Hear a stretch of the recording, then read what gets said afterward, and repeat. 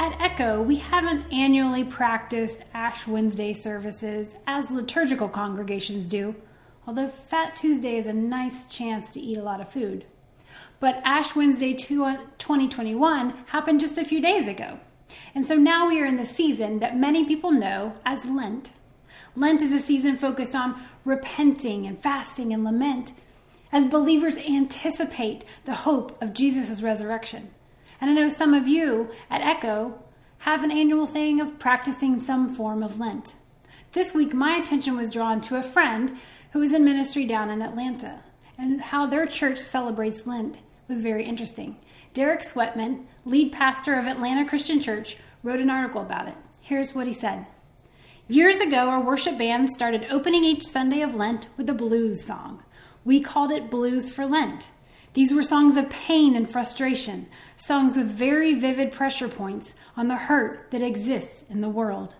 At first, they were just a way to get people in the room, a last call for those in the lobby. They turned into these moments, though, where a very particular tone was set for the morning. He noted the history of the blues, born in the fields of American slavery, where music, where lyrics, they combined the suffering but also hope to endure. And he concluded, it's the combination of despair and hope that gives the blues such an approachable quality, as these two things often live together in the hearts of everyday people. To call out such despair for what it is, and then to undercut it with hope, is what makes the blues so powerful. Atlanta Christian Church has both a Spotify list of blues music and a podcast for this Lent. We'll put links in our service page if you want to go find them.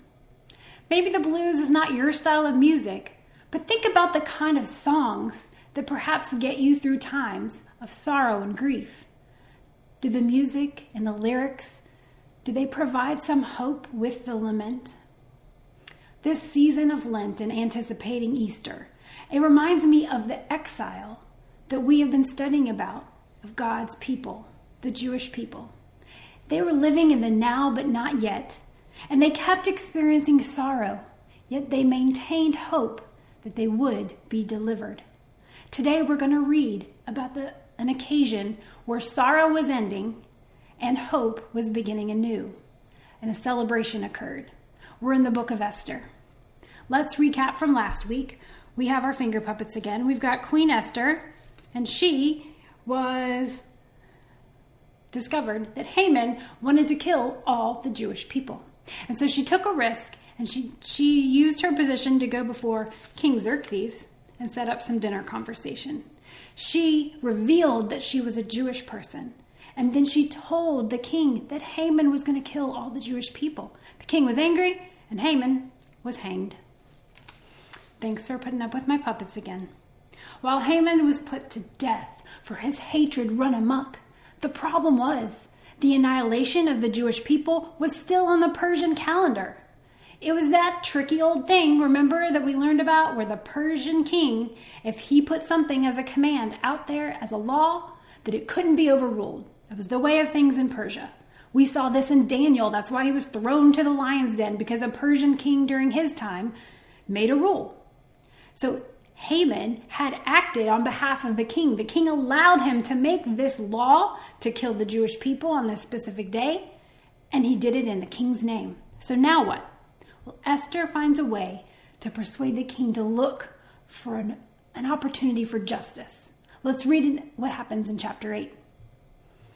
Esther again pleaded with the king, falling at his feet and weeping. She begged him to put an end to the evil plan of Haman the Agagite, which he had devised against the Jews. Then the king extended the gold scepter to Esther, and she arose and stood before him. If it pleases the king, she said, and if he regards me with favor and thinks it is the right thing to do, and if he is pleased with me, let an order be written overruling the dispatches that Haman, son of Hammedatha, the Agagite, devised and wrote to destroy the Jews in all the king's provinces. For how can I bear to see the disaster fall on my people?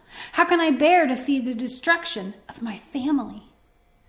The king was persuaded, and he gave his signet ring to Esther and Mordecai. And he said that they could make a new command in his name that would kind of counteract his previous command. Esther and Mordecai then wrote to all the Jews and all of Persia to say, on this day that Haman has planned to annihilate you, you're allowed to defend yourselves. Now, I find this interesting because it's like, okay, well, that seems maybe a victory, like hooray, that the Jewish people can, fight for themselves. There's still going to be battle and bloodshed in order to get deliverance. All the Jewish people and all the kingdom of Persia were told if anyone tried to kill them, if they harmed their families at all, they could fight back, they could kill in response. They could even plunder their enemies if they wanted. Now, in my mind, when I first read this years ago, I thought, well, Haman's the one that hated the Jews. Can there really be that many other people that wanted to kill them also? I guess so. Let's look at the numbers. In the citadel of Susa, where Esther and Mordecai lived, where the king's palace was, there were 800 men who attacked God's people and were killed by the Jews. As for those who lived outside the city, the Persian kingdom went from India all the way over to northern Africa. And apparently 75,000 people tried to attack and kill the Jews and were killed as a response. That's way more than I originally expected. But the Jewish people didn't plunder their enemies. They tried to live with honor and just defend themselves. Now we need to note something else. Esther, after all this happened, went to the king and said, I got one more request. While the king was in a good mood, hey, she's on a roll. She says, I would like the 10 sons of Haman to be impaled on poles just as Haman had died.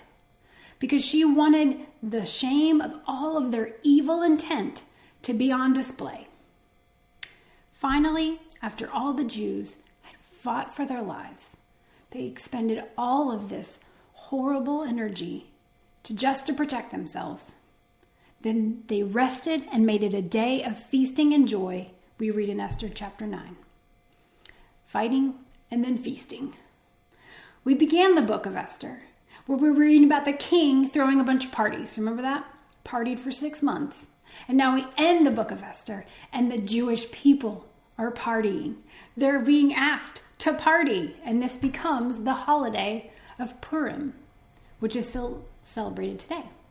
Let's read. Mordecai recorded these events, and he sent letters to all the Jews throughout the provinces of King Xerxes, near and far, to have them celebrate annually the 14th and 15th days of the month of Adar, as the time when the Jews got relief from their enemies, as the month when their sorrow was turned into joy and their mourning into a day of celebration. He wrote them to observe the days of feasting and joy and giving presents of food to one another and gifts to the poor. So you remember when Haman had tried to decide what day he wanted to kill all the Jews, he cast lots, right? Like we were saying, he's like throwing dice. And the word for the lot in Hebrew is pur, and so the holiday is Purim. We also read that there was some fasting and celebration, fasting and lamentation before celebration. So just like we're talking about Lent being a time of fasting before celebrating, we see this in Purim too. Because we're going to read a little bit more details. In Esther chapter 9, it says that they established these days of Purim at the designated times as Mordecai the Jew, Queen Esther had decreed for them, and as they established for themselves and their descendants in regard to times of fasting and lamentation. Esther's decree confirmed these regulations about Purim, and it was written down in the records. So they were to fast just as she had before she went in to see the king, and then they were to celebrate the victory. Finally, we have a little bit of a footnote in chapter 10. We read that Mordecai ended up being promoted, and now he was second in command of all of Persia. And it said that he worked hard for the rest of his days to care for his Jewish people. Purim, as we said, is celebrated still today. The dates move around because it's based on the Hebrew calendar, but it was in the month of Adar, which usually falls in March, but this year, guess what? And I promise this timing worked out after I chose the dates of when we were talking about Esther, because I think God smiles. Purim is actually this week. This Thursday evening, February 25th at sundown, Purim begins, and it ends on February 26th, the next day, Friday evening. Jonathan Krasner, a professor of Jewish education and Judaic studies, says, Purim is definitely one of the most happy, merry, joyful holidays on the Jewish calendar. Many of the holidays are kind of heavy. Purim stands out as kind of frivolity, a time for joy, a time to let your hair down a little bit. So after the fast that we described, then people today, they celebrate. They're required to celebrate. I like this. God has some fun plans. So first, there's the reading of the Scroll of Esther. Jewish people might go to worship services and they would hear this scroll being chanted. That will happen this week. But for many people, the reading is not so solemn as this professor told us, but it's really interactive. So every time you hear Esther and Mordecai's name read from the scroll, everyone cheers.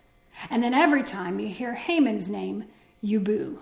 And in fact, because they said that Haman's name should be blotted out from the earth, people will stomp their feet and they'll spin around these things called groggers to make a lot of noise 54 times that Haman's name is said in this scripture. And since in medieval times, the reading has gotten way more interesting and people have started making these into entire plays, acting out the book of Esther, bringing young and old people together, maybe doing some puppet shows like we did. Look at these pictures of some children around the world from years past dressed up for Purim. We have some from Poland, some from China, and some from Scotland. I just really enjoyed looking at all these costumes over the years. The next mandate was to give food to your family and to the poor, right? So now Purim baskets are made and people will put food and drink and give it to loved ones and to those who are less fortunate. And they will also give to charities and really focus on giving to others in need during this holiday. And hey, this party was mandated as a feast, and apparently wine flows just like it did in the book of Esther, adults only. But there's one interesting piece of food that I enjoy making and I plan to make this year called hamantashen. It's got Haman in the name, if you see that word. Now, this isn't a biblical description, but there's a folk story that said Haman wore a triangle hat. So then the little cookies are shaped, little tri-cornered, just like his hat. And finally, it seems like these days people celebrate Purim, and we've got some pictures of the 70th anniversary of Purim a few years ago. In Israel, you'll see parades, carnivals, and even more costumes that go beyond the biblical. You know, like it's kind of grown from like, let's dress like Bible people to like, let's just dress crazy, you know, fun. And it may be that costumes evolved because this holiday falls around Mardi Gras, and maybe those melded together, Jews and Christians living near each other. Everybody wants a party. Or it could be a tradition that maybe Esther hid her identity, so you wear costumes in order to hide your identity for a while. But because Purim happens this week, if you would like to celebrate, we're going to list some links on our service page again, so you can find some ways for storytelling, recipes, and fun. As we saw throughout this entire book of Esther that we've been reading over the past few weeks, God's people faced difficulty as they were living in exile. And at times, God may have seemed removed from them. Maybe he felt silent because they were living under other people's authority for so long. Maybe it started to feel like, where are you, God? But as Mordecai said in chapter 4, he believed that deliverance would come for the Jewish people. And we saw the deliverance come, but I bet it was different than what they expected. I mean, Esther, Mordecai, they put up some big risks. They risked their lives. The Jewish people, they had to go out and battle for their lives. It was work, it was exhausting, but there was deliverance. Then they could rest and celebrate. God's name wasn't mentioned in our book, but his presence was absolutely felt. Life isn't easy for a lot of people right now. God may seem silent to you. Maybe he feels removed. But I hope that you can maintain some hope that Yahweh will deliver in some form. It might be different than what we expect. It might require risk from us, work from us. Maybe we have to do some righteous battles. It'll probably be exhausting. But rest and celebration and deliverance, it'll come. We can trust it. Because we know a story beyond the scroll of Esther, A story where there was utter bloodshed that led to deliverance. Because Jesus, he came to earth to deliver us all. Those of us now, those who came before us, those who will come after us. God promised every nation in the world, everyone who calls on the name of the Lord will be saved. Jesus suffered. He spilled his blood on the cross, and then he provided deliverance for our souls. He rose again, and now there's hope because he came in fullness and power to life again. And you know what? This battle on the cross, celebration of life, lament, and then hope. You know, this Lent and Good Friday and Easter, they've got the same vibe as Purim, don't you think? Right now, we're living in a season that's both Purim and Lent.